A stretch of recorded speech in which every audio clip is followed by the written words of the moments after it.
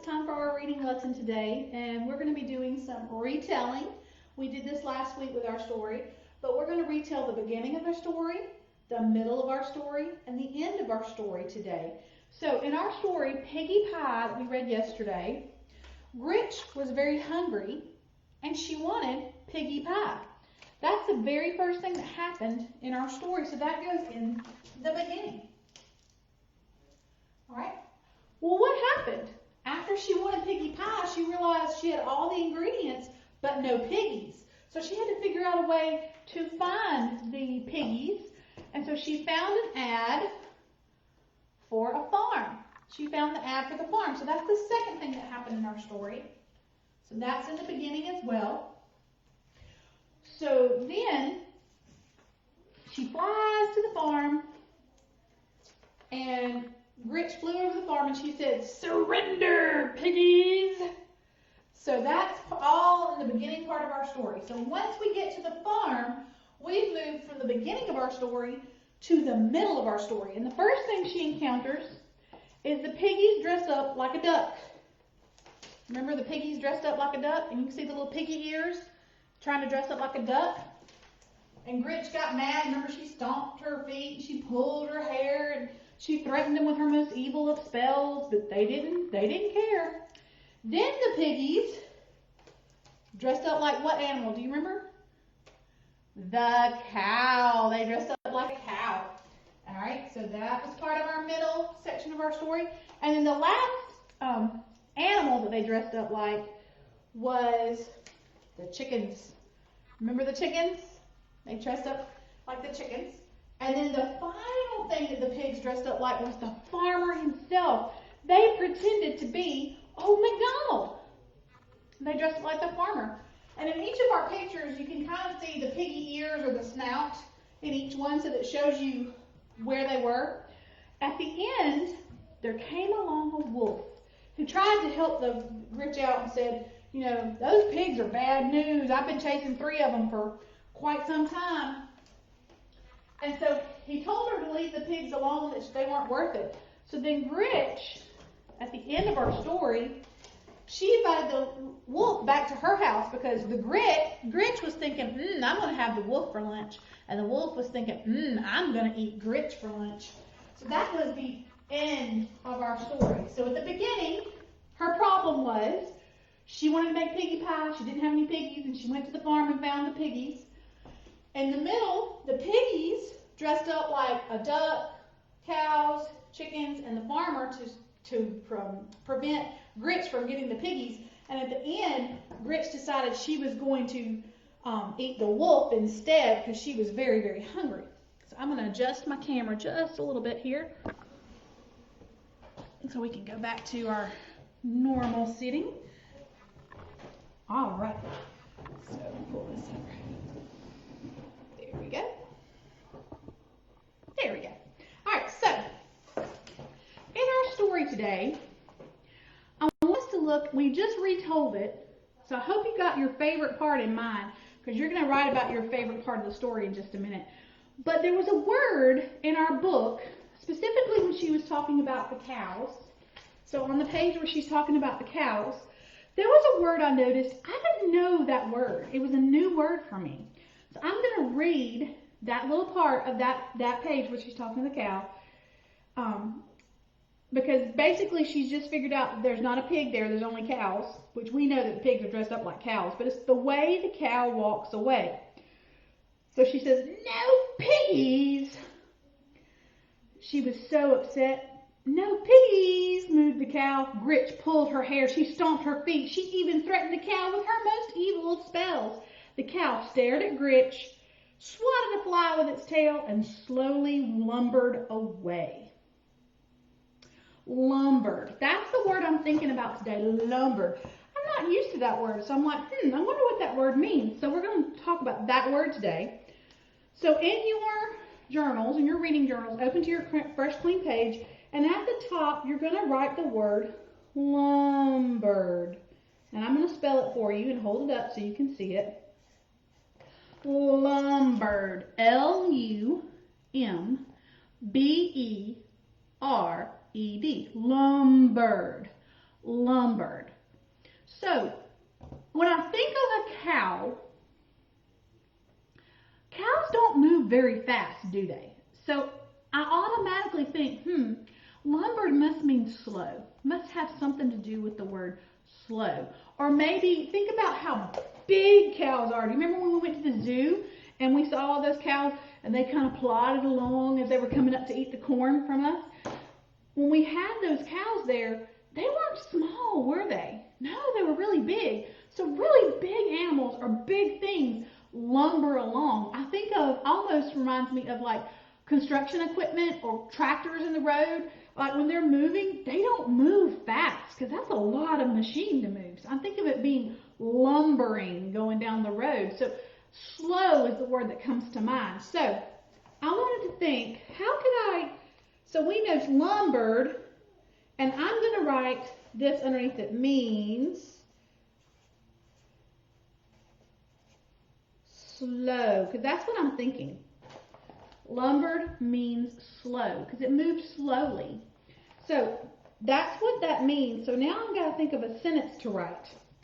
So we could say, the cow lumbered in the field. We could say, the bulldozer lumbered down the road. You can think of any sentence you want. I think I want to use the bulldozer one, because when I think of something being lumbering slow, that it moves slowly. So let me look up really quickly the word lumbered. Let me check myself, make sure that I'm correct with this. Lumbered. Let's see. Move in a slow, heavy, awkward way. So we could definitely use it as like the slow equipment or slow cows. They're slower moving. Now cows can run, but typically we think of horses as being really fast, and cows are kind of on the slower side as far as like movement. So I want to say so I'm writing my sentence, and if you look, I took 2 lines to make my sentence so I could have tall letters and short letters. The bulldozer,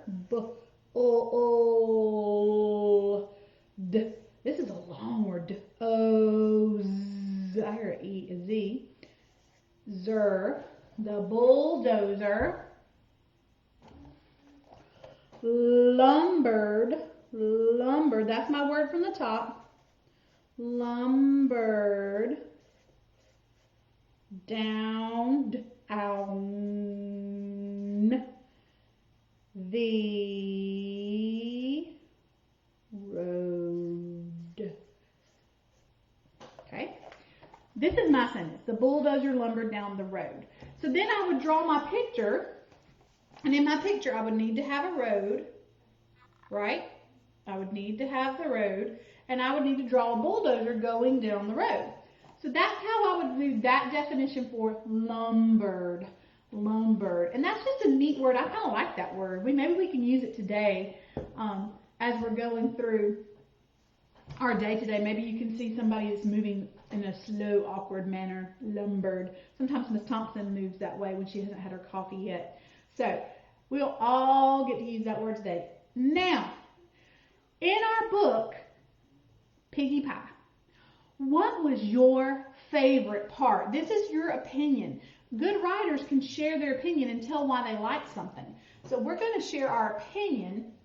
So in the next clean page in your journal, you would write, my favorite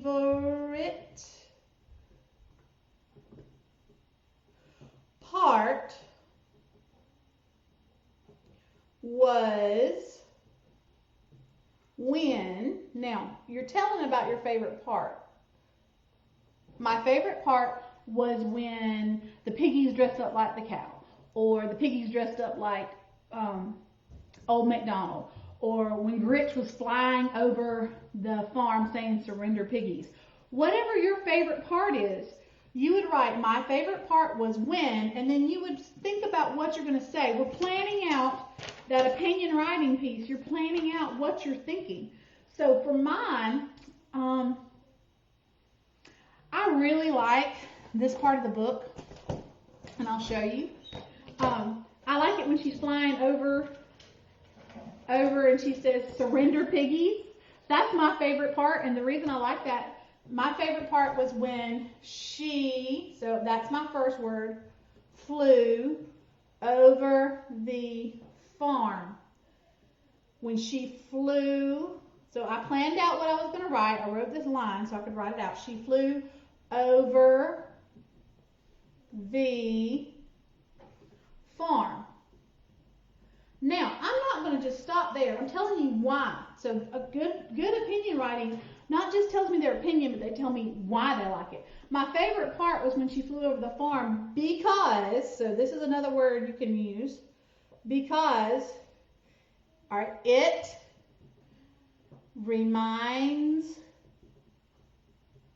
me of a movie.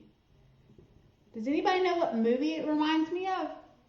The Wizard of Oz. The Wizard of Oz, exactly. Because in The Wizard of Oz, the witch flies over and she says, "Surrender, Dorothy!" And that's what this makes me think of. Every time I read this book, that's one of my favorite parts.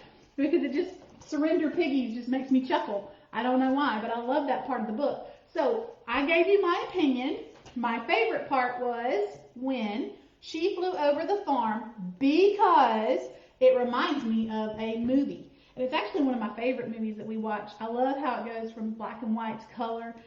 But that part, that was a text to the world, a text to the world connection, because I thought of something outside in the world, that movie, that connects to this book. It also could be a text to text connection because it's from a book. The Wizard of Oz is from a book, actually. The movie was based on a book. So I'm just, wow, I'm blowing my mind today. I'm making all kinds of connections. And so you guys are going to do the same thing. So tell me what your favorite part was and why you liked it, because.